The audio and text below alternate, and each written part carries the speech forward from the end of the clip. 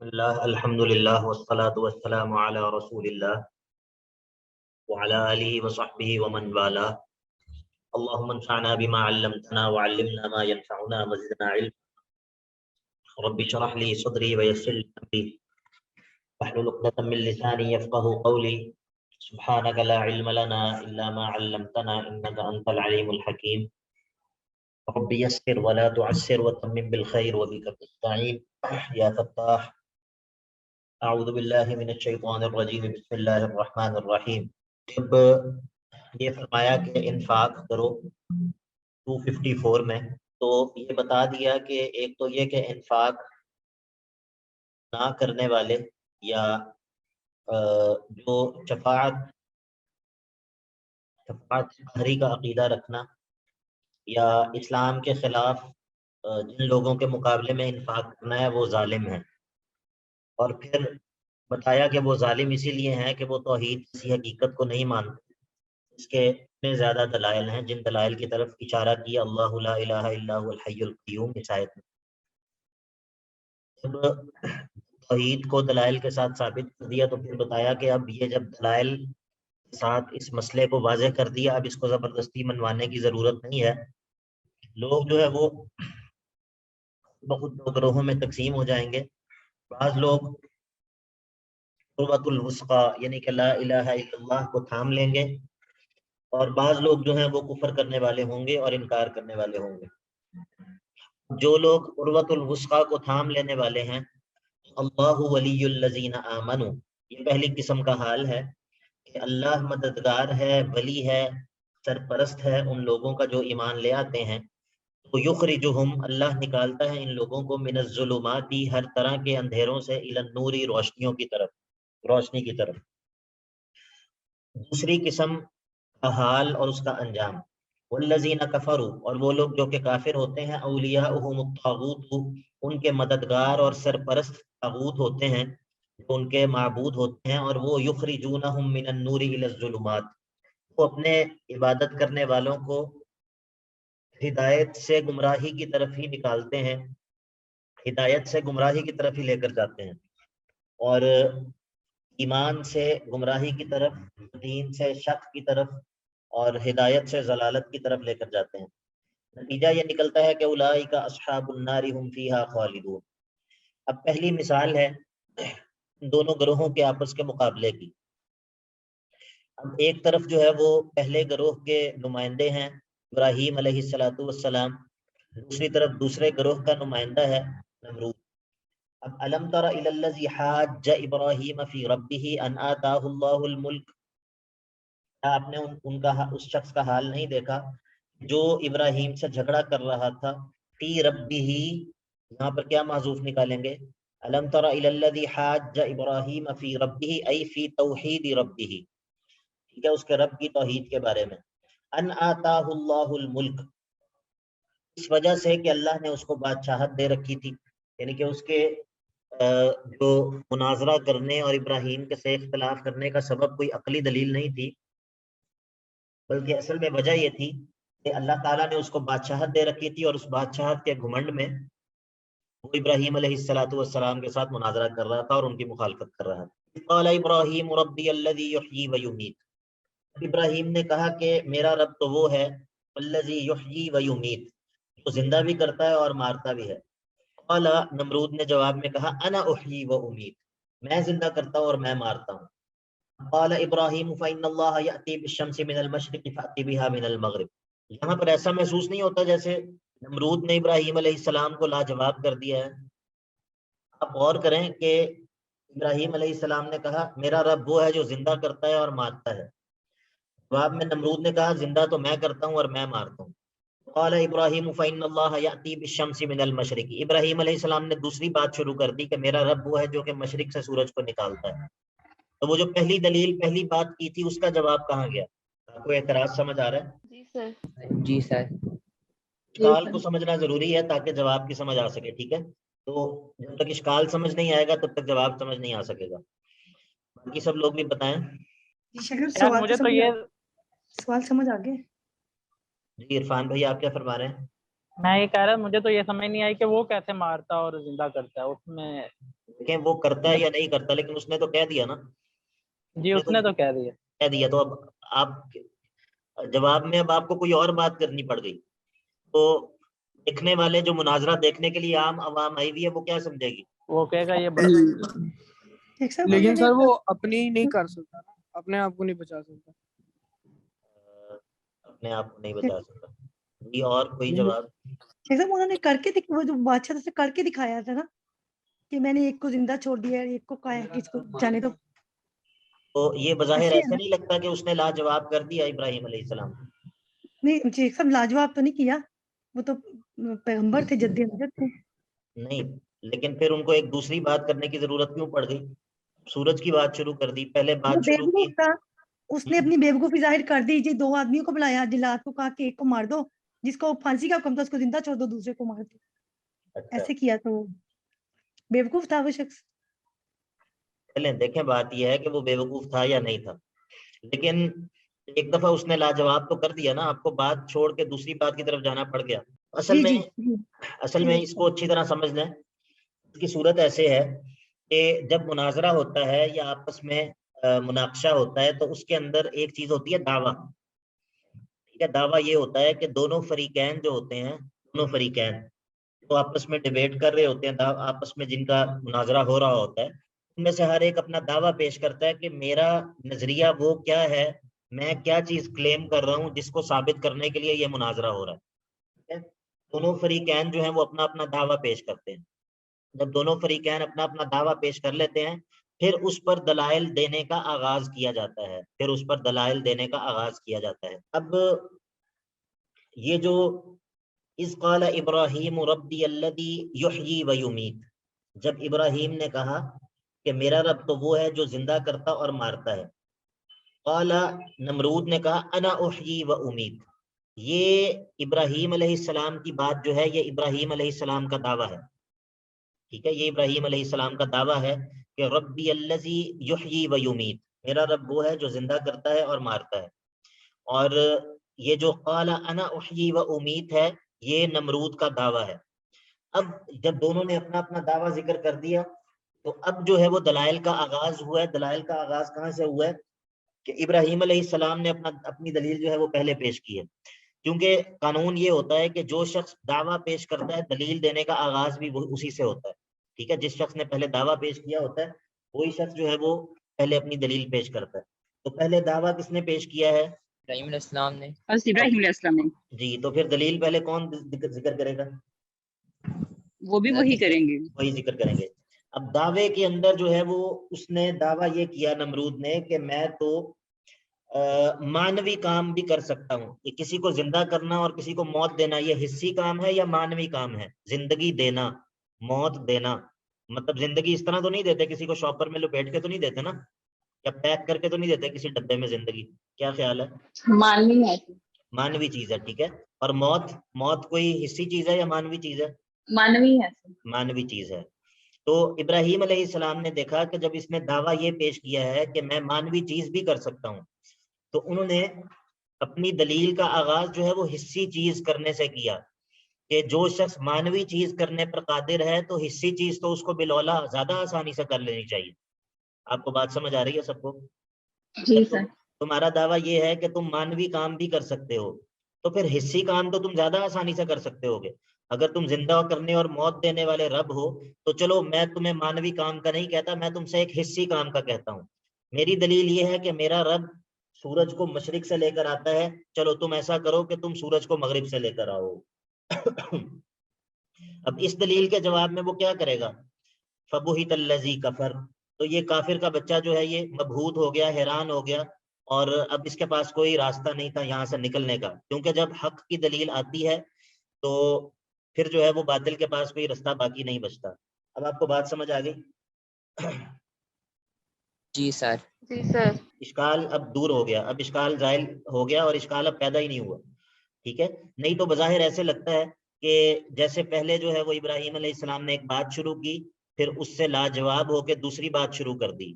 پہلے کہا کہ میرا رب وہ ہے جو زندہ کرتا اور مارتا ہے، اس نے کہا میں بھی کر سکتا ہوں. اب ابراہیم علیہ السلام نے دوسری بات شروع کر دی. تو اگر اصول مناظرہ کی روح سے دیکھا جائے تو یہ ایک شکست کی علامت ہے. شکست کی علامت نہ بھی ہو تو کمزوری کی علامت ضرور ہے کہ آپ نے جو بات شروع کی اب آپ اس بات کو چھوڑ کے دوسری بات کی طرف جمپ کر رہے ہیں. آپ کو بات سمجھ آ رہی ہے سب کو؟ جی سر. ہاں تو یہ جو ہے وہ ہمارے شیوخ کے نوادر میں سے ہے اور بات بھی بنتی ہے. تو یہ پہلا جو ہے وہ دعویٰ ہے دونوں کا اور بعد میں جو ہے وہ دلائل کا آغاز ہے. تو ابراہیم علیہ السلام نے جب دلیل پیش کیا تو اس کے جواب میں نمرود کے پاس کوئی جواب نہیں ہے. تو اسی لیے اللہ رب العزت نے فرمایا واللہ لا یہدی القوم الظالمین. اللہ تعالیٰ یہاں پر ہدایت کا معنی یہ ہے کہ اللہ تعالیٰ دلیل کی طرف اس کی رہنمائی نہیں کرتا. جو کافر ظالم لوگ ہوتے ہیں اللہ تعالیٰ ان کی دلیل کی طرف رہنمائی نہیں کرتا, یعنی کہ ان کو کچھ سمجھ نہیں آتی. پھر جب حق واضح ہو جاتا ہے تو پھر ان کے پاس بھاگنے کا کوئی راستہ نہیں ہوتا اور ان کو کچھ سمجھ نہیں آتی کہ اب کس طرف نکلنا ہے. تو واللہ لا یہدی القوم الظالمین, اللہ تعالیٰ ظالموں کی حجت کو غالب نہیں کرتا, ظالموں کی رہنمائی نہیں کرتا. سب کو سمجھ آ گئی آیت کی؟ جی عرفان قیوم بھائی مزہ جی آیا؟ شاید سمجھ آ گئی. میں نے جی کہا آ مزہ گئی. بھی آیا کہ نہیں؟ جی الحمدللہ. اچھا چلیں ٹھیک. اچھا سر جی میرا ایک سوال ہے, جی جی میرے پوچھیے. ذہن میں یہ چیز آ رہی ہے کہ دیکھیں ہم نے تو عربی زبان نہیں آتی, تو ہاں جی. جن کو عربی زبان آتی کیا وہ آلریڈی انڈرسٹوڈ کر جاتے ہیں کہ یہ پہلے یہ دعویٰ تھا اس کے بعد دلائل ہے, کہ انہیں بھی پہلے سمجھانا پڑتا ہے کہ یہ مناظرہ تھا یا اس طرح سے پہلے دعویٰ پیش کیا اور پھر دلائل ہوئے؟ دیکھیں اگر ہم یہ کہیں نا کہ قرآن مجید سمجھنے کے لیے صرف عربی زبان آنا کافی ہے, تو کیا جتنے بھی عرب لوگ ہیں وہ سارے کے سارے مفسرین ہیں؟ نہیں سر, نہیں ایسا سر. نہیں ہے. ایسا نہیں ہے نا. ان میں ایسے لوگ بھی ہوتے ہیں جو بہت سارے اجمیوں سے زیادہ جاہل ہوتے ہیں, ایسے عرب بھی ہوتے ہیں. ٹھیک ہے, تو یہ ضروری نہیں ہے کہ جس کو بھی عربی آتی ہے وہ قرآن کو بھی جانتا ہو, قرآن کا بھی فہم ہو اس کے پاس. ٹھیک ہے, تو یہ ضروری نہیں ہے. دوسرا سر یہ قرآن پاک کا اعجاز بھی ہے نا کہ ایک طرف اللہ تعالیٰ نے اس کو بہت زیادہ آسان کیا ہے اور ایک طرف اس کے اندر ایسی ایسی باتیں ہیں کہ جو سمجھی نہیں جا سکتی. یہ مطلب اس کو جتنا بھی سمجھ لیں قرآن کم مجید ہے. کا اعجاز اپنی جگہ ہے, اس میں کوئی شک جی نہیں ہے. جی لیکن یہ ہے کہ جی یہ جو قرآن کا فہم ہے یہ کسی کی بھی میراث نہیں ہے, نہ عرب کی ہے نہ جی جی عجم کی ہے. ٹھیک ہے, جی بلکہ بالکل خود بالکل ایسے ہی. کئی ایسے اجمی علماء ہیں جن کے پاس عرب آ کر پڑھتے رہے ہیں اور ابھی بھی پڑھتے ہیں. ٹھیک ہے, جس طرح یہاں سے لوگ عرب پڑھنے کے لیے جاتے ہیں ایک جی طویل عرصے تک یہ جو ہمارا بر صغیر ہے یہ مرکز تھا جی حدیث کی نشر و اشاعت کا. حدیث پڑھنے کے لیے لوگ یہاں پر آیا کرتے تھے. بڑے صغیر میں. یہاں پر سید نذیر حسین دہلوی رحمہ اللہ, اس کے بعد جو ہے وہ مختلف مساند جو ہے وہ علم کی یہاں پر دہلی میں مختلف علاقوں جی میں جو جی تھیں وہاں پر عرب سے, دنیا سے, یمن سے اور مختلف علاقوں سے لوگ آیا کرتے تھے حدیث پڑھنے کے لیے. ٹھیک ہے, تو یہ جی دین کا فہم ایک اور چیز ہے, یہ صرف زبان اس کے لیے کافی نہیں ہے. اچھا جی, اب یہاں پر آپ نے دیکھا کہ کس طرح اللہ جو ہے وہ اپنے اولیاء کو ظلمات سے نور کی طرف نکالتا ہے اور طواغیت جو ہیں وہ اپنے ماننے والے اور اپنے پیچھے چلنے والے لوگوں کو نور سے ظلمات کی طرف نکالتے ہیں. ٹھیک ہے, یہاں پر دیکھیے ابراہیم علیہ السلام کو اللہ تعالیٰ نے کس طرح مناظرے کے اندر, مقابلے کے اندر جو ہے وہ فتح عطا کی. دشمن کے ساتھ مقابلہ, اس کے اندر ایک احتمال ہوتا ہے شکست کا. ٹھیک ہے, یہ نوع من الظلمہ ہے, لیکن اس سے اللہ تعالیٰ نے اس طرح جو ہے وہ کامیابی دی کہ بالکل حق واضح ہو گیا. تو یہ ایک طرح کا نور ہے. تو اس کی مثال ذکر کی.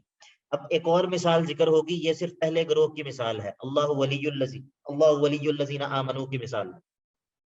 اس کے اندر یہ ہوگا کہ جو دل کے اندر ایک وسوسہ آنا یا سوال پیدا ہونا یا شبہ پیدا ہونا, یہ ایک طرح کی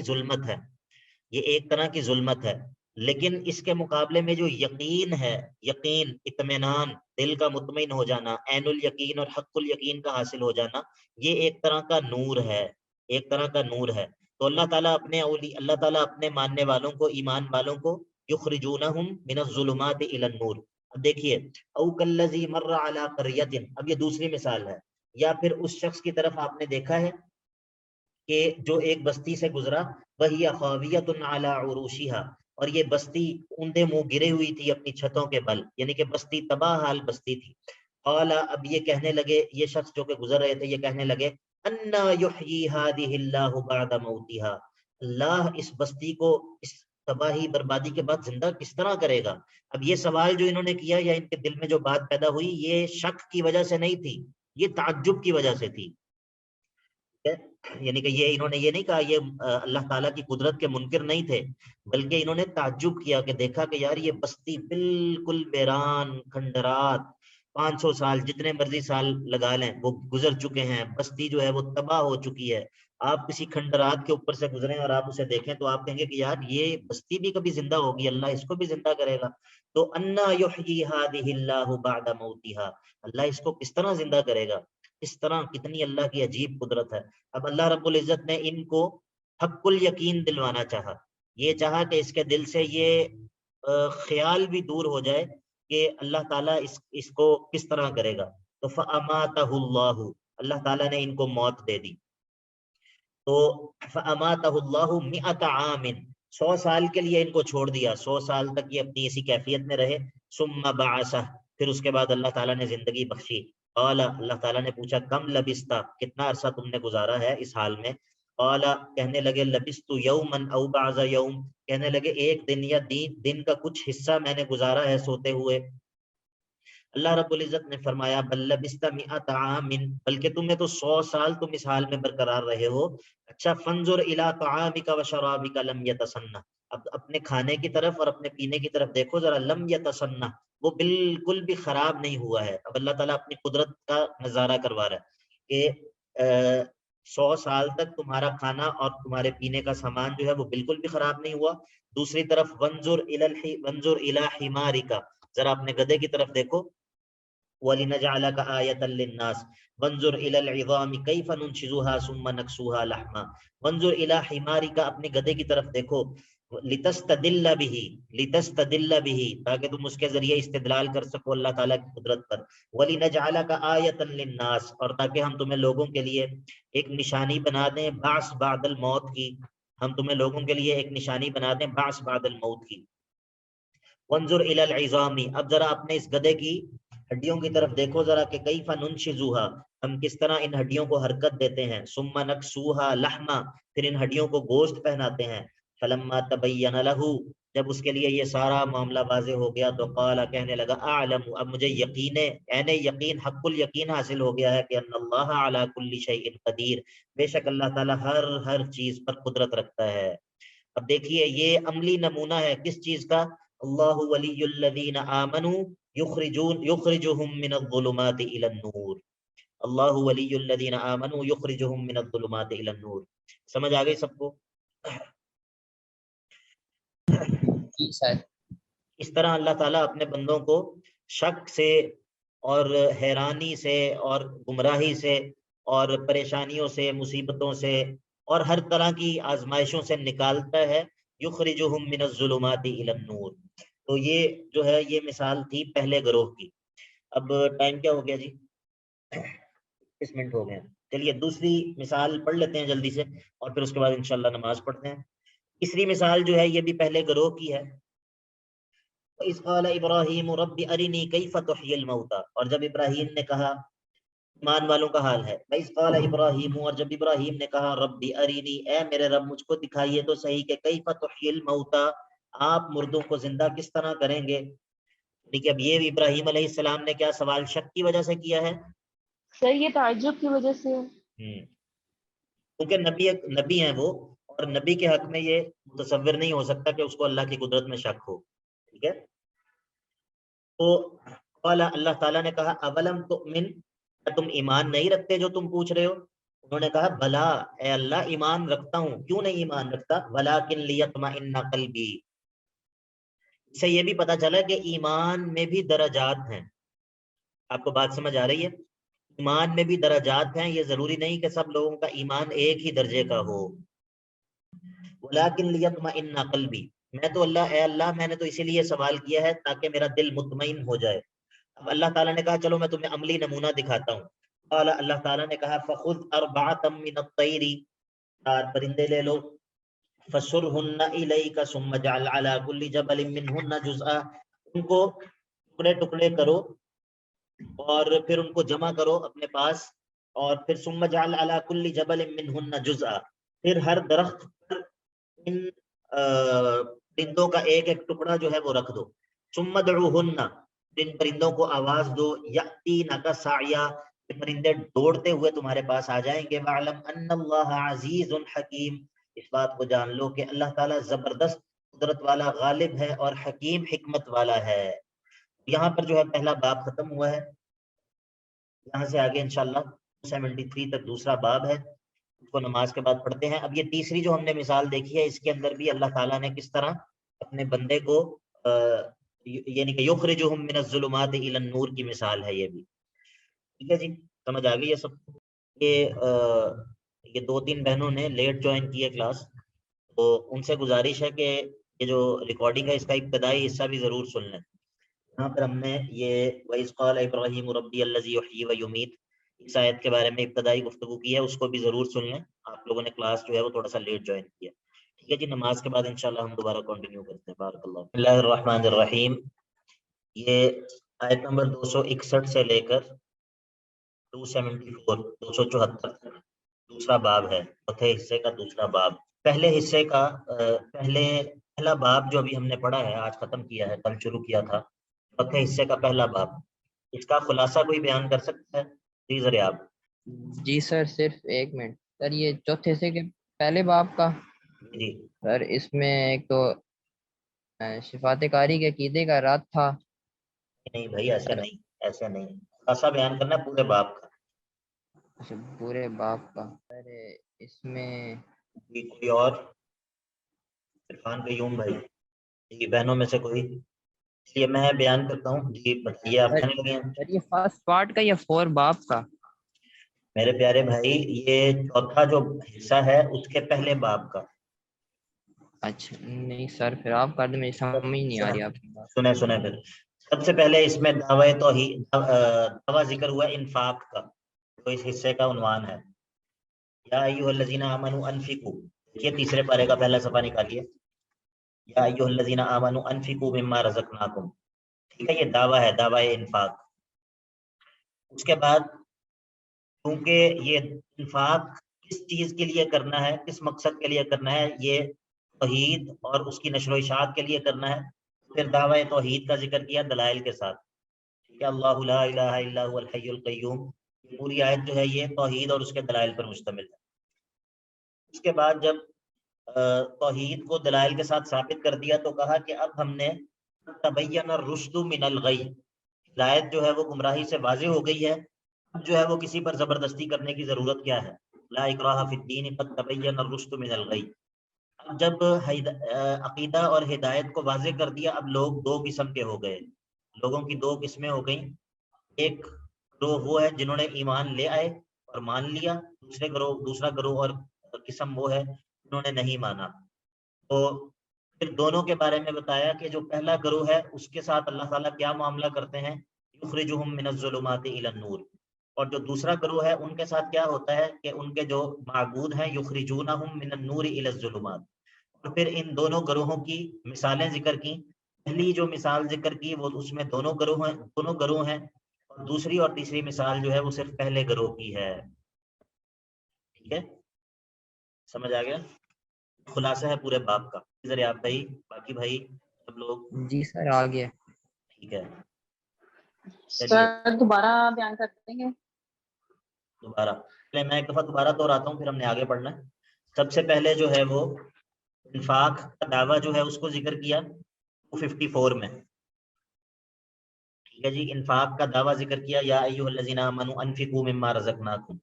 اس کے بعد جو ہے وہ کیونکہ انفاق توحید کے لیے کرنا ہے, توحید کا ذکر کیا, دلائل کے ساتھ اس کو ثابت کیا. ٹھیک ہے, اللہ لا الہ الا هو الحی القیوم. توحید کے دعوے کو دلائل کے ساتھ ثابت کر دیا تو کہا کہ اب کسی پر زبردستی کرنے کی کیا ضرورت ہے, جب قد تبین الرشد من الغی, ہدایت جو ہے وہ گمراہی سے واضح ہو گئی. اور پھر جو ہے وہ لوگوں کے 2 گروہوں کا تذکرہ کیا. ایک وہ ہے جو کہ اس توحید کو مان لیتا ہے, دوسرا وہ ہے جو اس توحید کو نہیں مانتا. اب جو لوگ مان لیتے ہیں ان کے ساتھ اللہ تعالیٰ کیا معاملہ کرتا ہے, یخرجونہم من الظلمات الی النور. اور جو لوگ نہیں مانتے ان کے معبود یخرجونہم من النور الی الظلمات. ٹھیک ہے, اور پھر 3 مثالیں ذکر کی. پہلی مثال جو ہے اس میں دونوں گروہوں کی مثال ہے, اس میں ایمان والوں کی نمائندگی ابراہیم کر رہے ہیں اور جو نہ ماننے والے ہیں ان کی نمائندگی نمرود کر رہا ہے. دوسری مثال عزیر کی ہے, پہلے گروہ میں سے ہیں اللہ ولی الذین آمنوا. تیسری مثال پھر ابراہیم علیہ السلام کی ہے، وہ بھی پہلے گروہ میں سے ہیں اللہ ولی الذین آمنوا. ٹھیک ہو گیا؟ جی سر یہ پھر لا اکراہ کا مطلب وہ زبردستی ہوا نا، سختی تو نہیں ہوا، تو یہ پھر سختی کہاں سے یہ نکالتے ہیں؟ یہ تو آپ کو پتہ چلے گا المورد سے، المورد کینیڈا یا المورد لاہور. یہ جو لوگ یہ معنی کرتے ہیں، اس کے اندر کافی تفصیل ہے اس آیت کے اندر، لیکن اس کے اندر جو دین ہے نا، لا اکراہ فی الدین، یہ الدین یہاں پر عقیدہ کے معنی میں ہے. یہ آپ دیکھیں مفردات القرآن دیکھیں، امام راغب نے بھی یہ لکھا ہے اس آیت کے بارے میں. الدین یہاں پر عقیدے کے معنی میں ہے، اور واقعتاً عقیدے کے اوپر کوئی کسی کی سختی نہیں کر سکتا، کیونکہ عقیدہ ویسے بھی دل کی چیز ہے. ٹھیک ہے، لیکن اس کا یہ معنی کرنا کہ دین کے اندر کوئی حدود و قیود ہے ہی نہیں، یہ ایک نیا معنی ہے اس آیت کا، کہ دین کے اندر کوئی حدود و قیود ہے ہی نہیں، کہ جو جیسے کر رہے ہیں وہ ٹھیک کر رہے ہیں. جس طرح وہ لکم دینکم ولی دین کا معنی یہ ہے نا کہ کوئی کسی کو کچھ نہیں کہہ سکتا، سب لوگوں کا دین ٹھیک ہے. یہ بعض لوگ اس کا یہ معنی سمجھتے ہیں. اسی طرح یہ لا اکراہ فی الدین کا ایک حقیقی معنی ہے اور ایک وہ معنی ہے جو کہ لوگ سمجھتے ہیں. ٹھیک ہے، تو یہاں پر الدین سے مراد عقیدہ ہے، اور وہ ہے جس کا پچھلی آیت میں ذکر ہوا ہے تفصیل کے ساتھ، اللہ لا الہ الا هو الحی القیوم. فصیح بھائی سمجھ آ گئی؟ جی سر جزاک اللہ. اچھا، اب دوسرا باب جو ہے وہ 261 سے لے کے 274 تک ہے. اس کے اندر انفاق کے حوالے سے 4 مثالیں بیان ہوں گی. 2 مثالیں جو ہیں وہ انفاق شرعی کی ہیں، اور 2 مثالیں انفاق غیر شرعی کی ہیں. اسی طرح انفاق کی قبولیت کی 5 شرائط ذکر ہوں گی، اور 7 اور امور کا تذکرہ ہوگا. تو مثل الذین ينفقون اموالهم فی سبیل اللہ، یہ پہلی مثال ہے شرعی انفاق کی. صحیح انفاق کرنے والے لوگ ہیں ان کی پہلی مثال. مثل الذین ينفقون اموالهم فی سبیل اللہ، ان لوگوں کی مثال کے جو خرچ کرتے ہیں اپنے مالوں کو اللہ کے راستے میں. ان کی مثال کیا ہے؟ مثل حبۃ، ایک دانے کی طرح ہے کہ انبتت، یہ دانہ اگاتا ہے 7 سنابل، 7 بالیاں. فی کل سنبلۃ 100 حبہ، اور ہر بالی کے اندر 100 دانے ہوتے ہیں. تو واللہ یضاعف لمن یشاء، اس طرح یہ دانہ ایک ہوتا ہے، اس میں سے 7 بالیاں اگتی ہیں، پھر ہر بالی میں 100 دانے ہوتے ہیں. تو یہ ایک دانہ 700 دانوں میں تقسیم ہو گیا. اللہ یضاعف لمن یشاء واللہ واسع علیم. اسی طرح جو لوگ اپنے مال کو درست طریقے سے اللہ کے راستے میں خرچ کرتے ہیں، اللہ تعالیٰ ان کے مال کو بڑھاتا بھی ہے، ان کو ثواب جو ہے وہ کئی گنا بڑھا کر دیتا ہے. اللہ واسع فضلہ، اس کا فضل بہت واسع ہے. علیم بکل شیء، اور ہر چیز سے وہ باخبر ہے. دوسری اب جو ہے وہ 2 سلبی شروط کا تذکرہ ہوگا. سلبی شروط یعنی کہ جن چیزوں کا نہ ہونا ضروری ہے، ان چیزوں کا نہ ہونا ضروری ہے قبولیت انفاق کے لیے. الذین ينفقون اموالهم فی سبیل اللہ، وہ لوگ جو کہ خرچ کرتے ہیں اپنے مال کو اللہ کے راستے میں. ثم لا یتبعون، پھر پیچھے نہیں لگاتے ما انفقوا، اس چیز کے کہ جو انہوں نے اللہ کے راستے میں خرچ کیا ہے. کیا پیچھے نہیں لگاتے؟ منن، احسان جتانا، ولا اذن، اور نہ تکلیف دینا. یعنی کہ یہ نہیں کہ کسی کو اگر کسی کے ساتھ نیکی کر دی تو اب یہ سمجھنا ہے کہ اب شاید میں نے اس کو جو ہے وہ خرید لیا ہے. کسی کے ساتھ کوئی نیکی کر دی، کسی پر صدقہ کر دیا، اب اس سے مطالبہ یہ ہے کہ بھائی اب میں نے تمہیں یاد نہیں، میں نے ایک دفعہ تمہارے پہ صدقہ کیا تھا. جو لوگ ایسا کرتے ہیں تو یہ انفاق جو ہے وہ قبول نہیں ہوتا. تو نہ ہی احسان جتانا ہے، نہ ہی دوبارہ تکلیف دینی ہے. تو ایسا خرچ کرتے ہیں لہم اجرہم عند ربہم، ان کا اجر ان کے رب کے پاس محفوظ ہے. ولا خوف علیہم ولا هم یحزنون، یہ وہ لوگ ہیں جن پر نہ خوف ہوگا نہ حزن ہوگا. اب نقصان کیا ہے اس چیز کا کہ اگر ایسا کریں گے تو کیا ہوگا؟ قول معروف، اچھی بات کہہ دینا، ومغفرۃ، اور سائل کے لیے مغفرت کا سوال کر دینا. سائل کے لیے اگر کوئی سوال کرے، آپ اسے کہتے ہیں اللہ تمہیں معاف فرمائے، اللہ تمہیں معاف کرے، بس آپ اس کے لیے مغفرت کی بات کر دیتے ہیں. ایسا کر دینا خیر من صدقۃ یتبعها اذى، یہ بہتر ہے ایسے صدقے سے جس کے بعد صدقہ کرنے والا جو ہے اس کو تکلیف پہنچائے جس پر وہ صدقہ کرے. اگر ایسا صدقہ کرنا ہو تو اس سے بہتر یہ ہے کہ اس پر صدقہ نہ ہی کیا جائے. اللہ غنی، اور اللہ تعالیٰ تو بے پرواہ ہے. حلیم، بہت بردبار ہے. یا ایھا الذین آمنوا لا تبطلوا صدقاتکم بالمن والاذى، اے ایمان والو اپنے صدقات کو باطل مت کیا کرو اس طرح بالمنی احسان جتا کر، والعزا اور تکلیف دے کر۔ اب دوسری مثال کا تذکرہ ہے، دوسری مثال کا تذکرہ ہے غیر شرعی انفاق کی مثال۔ الذی ينفق مالہ رئاء الناس، ایسا کہ کوئی شخص اپنے مال کو خرچ کرتا ہے ریا الناس، لوگوں کو دکھانے کے لیے۔ لا یؤمن باللہ والیوم الآخر، نہ اللہ پر ایمان رکھتا ہے نہ آخرت کے دن پر اس کا ایمان ہے۔ اس کے انفاق کی مثال ایسے ہے کہ فمثلہ، اس شخص کی مثال ایسے ہے کمثل صفوان، جیسے ایک ہموار پتھر ہوتا ہے، ہموار چٹان ہوتی ہے، علیہ تراب، اس پر کچھ مٹی جمی ہوتی ہے، فاصابہ وابل، اور اس پتھر پر تیز موسلادھار بارش ہوتی ہے، فترکہ صلدا، تو یہ چھوڑ دیتی ہے یہ بارش اس چٹان کو بالکل صاف چھوڑ دیتی ہے۔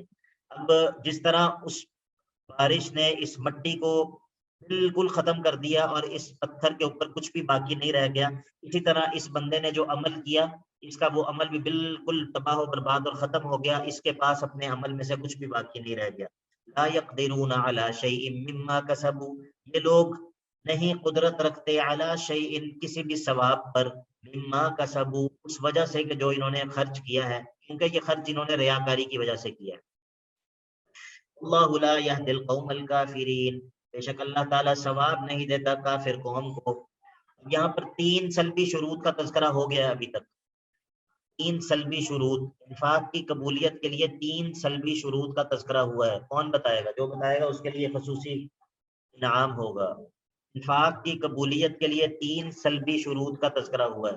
سر اس میں ایک احسان جتانا ہے اور احسان ایک ایزا دینا، احسان نہ جتانا، احسان نہ جتانا، جی، اور ایسی ہی تکلیف نہ پہنچانا، اذیت نہ دینا، اور دوسرا دکھاوا، تیسرا دکھاوا۔ چلیں بارک اللہ فیکم، جزاک اللہ خیر۔ یہ 3 چیزیں جو ہیں وہ نہیں ہونی چاہیے انفاق کی قبولیت کے لیے۔ اب تیسری مثال ذکر ہوگی درست انفاق کی۔ وَمَثَلُ الَّذِينَ يُنْفِقُونَ أَمْوَالَهُمُ ابْتِغَاءَ مَرْضَاتِ اللَّهِ وَتَثْبِيتًا مِّنْ أَنفُسِهِمْ، اور ان لوگوں کی مثال کے جو خرچ کرتے ہیں اپنے مال کو اللہ کے راستے میں، ابتغاء مرضات اللہ، اللہ کی رضامندی کو اللہ کی رضامندی کو حاصل کرنے کے لیے۔ یہ چوتھی شرط ہے، چوتھی شرط ہے کہ خرچ کرنا ہے، کس لیے خرچ کرنا ہے، یہ ایجابی شرط ہے۔ پیچھے جو چیزیں تھیں ان کے بارے میں یہ تھا کہ وہ چیزیں نہیں ہونی چاہیے، یہ وہ چیز ہے جو کہ ہونی چاہیے، اس کو کہتے ہیں ایجابی چیز، ایجابی شرط۔ تو وہ لوگ جو کہ خرچ کرتے ہیں اپنے مال کو ابتغاء مرضات اللہ، اللہ کی رضامندی کو حاصل کرنے کے لیے، وتثبیتا من انفسہم، اور اپنے دلوں کی مضبوطی کی وجہ سے، یعنی کہ دلوں میں ایمان کی پختگی کی وجہ سے۔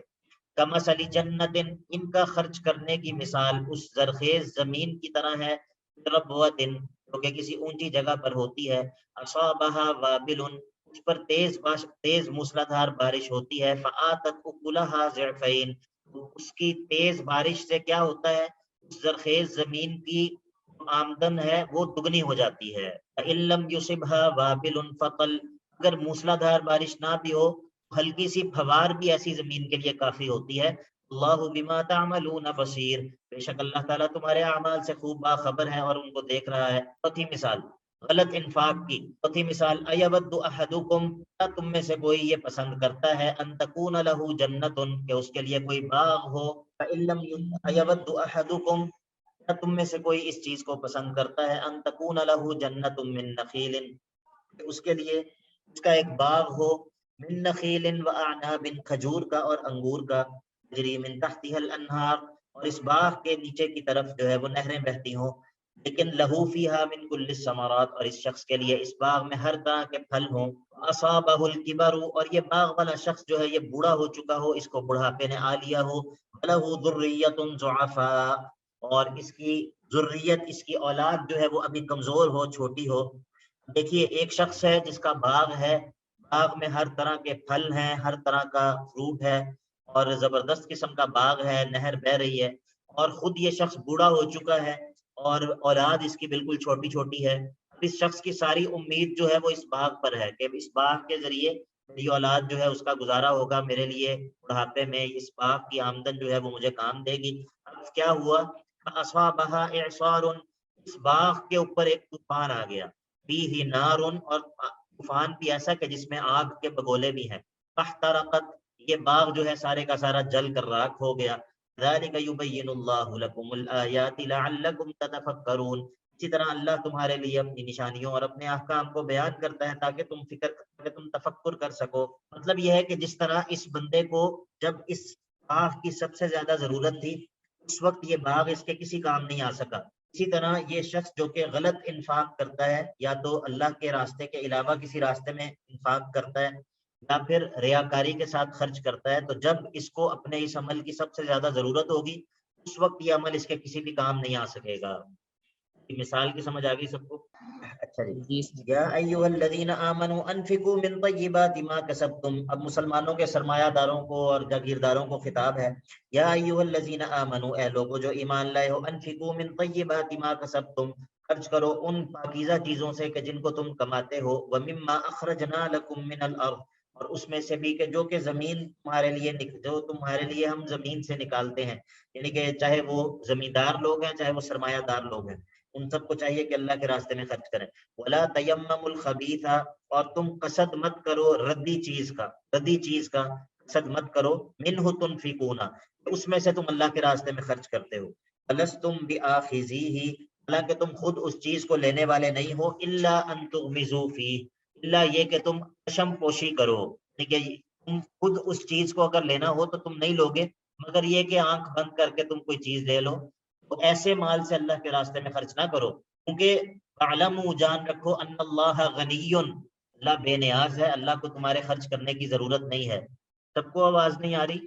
باقیوں کو آواز آ رہی ہے؟ سر آ رہی ہے۔ سر آواز آ رہی ہے۔ وَاعْلَمُوا أَنَّ اللَّهَ غَنِيٌّ حَمِيدٌ، جان رکھو کہ اللہ تعالیٰ بے نیاز ہے اور انتہائی تعریف کے قابل ہے۔ الشیطان یعدکم الفقر ویأمرکم بالفحشاء، شیطان تمہیں ڈراتا ہے وسوسے کے ذریعے، شیطان تمہیں ڈراتا ہے فقر سے، ویأمرکم بالفحشاء، اور تمہیں کنجوسی کا حکم دیتا ہے۔ شیطان تمہیں فقر سے ڈراتا ہے، وسوسے ڈالتا ہے اور کنجوسی کا حکم دیتا ہے۔ اللہ یعدکم مغفرۃ منہ، اور اللہ تم سے وعدہ کرتا ہے مغفرت کا جو اللہ کی طرف سے ہوگی، وفضلا، اور مال میں زیادتی کا وعدہ کرتا ہے۔ اللہ واسع علیم، اللہ تعالیٰ واسع ہے، اس کا فضل بہت وسیع ہے، علیم ہر چیز کو جاننے والا ہے، علیم بکل شیء۔ اب دیکھیے شیطان بھی وسوسہ ڈالتا ہے، اللہ تعالیٰ بھی وعدہ کرتا ہے، اب ان دونوں میں فرق کیسے ہوگا؟ ان دونوں چیزوں میں فرق کیسے ہوگا؟ شیخ دوبارہ بتائیے گا۔ میں نے کہا کہ شیطان وسوسہ ڈالتا ہے، جس طرح کہ کہا الشیطان یعدکم الفقر، اور اللہ تعالیٰ جو ہے وہ وعدہ کرتا ہے اس چیز کا، مغفرت کا اور مال کو بڑھانے کا۔ شیطان کے وسوسے میں اور اللہ تعالیٰ کے وعدے میں فرق ہوگا حکمت کے ذریعے، وحی کے علم کے ذریعے۔ فرمایا یؤتی الحکمت من یشاء، اللہ جس کو چاہتا ہے حکمت عطا کر دیتا ہے، حکمت سے مراد یہاں پر علم وحی ہے۔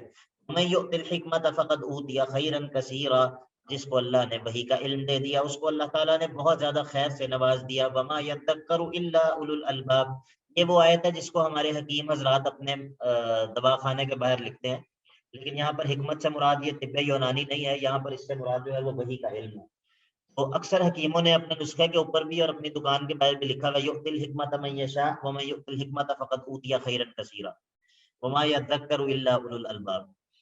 اچھا جی، اب وما انفقتم من نفقۃ او نذرتم من نذر فان اللہ یعلم، تو بھی تم اللہ کے راستے میں خرچ کرو گے، یا او نذرتم من نذر، یا کوئی اللہ کے راستے میں نظر مانو گے، تو فان اللہ یعلم، بے شک اللہ تعالیٰ اس کو جانتا ہے۔